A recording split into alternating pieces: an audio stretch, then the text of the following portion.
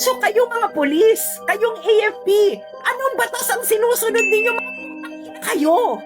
Pilipino, anong batas ang sinusunod ninyong mga sundalo at mga pulis sa ginawa nyo kay Duterte? Batas ng Pilipinas? Definitely no. Batas ng ICC?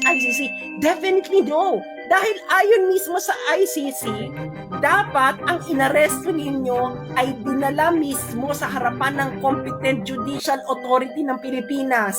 At yung Competent Judicial Authority na yon, dapat ay aalamin pa na ang warrant ay nag-a-apply kay Duterte, ang arrest proceedings ay ay proper, at ikatlo, ang rights ni Duterte ay respected. Hindi nyo ginawa yan. So definitely, kayong mga sundalo, kayong mga pulis, anong batas ang sinusunod nyo? Explain it to the Filipino people. What was the law did you follow?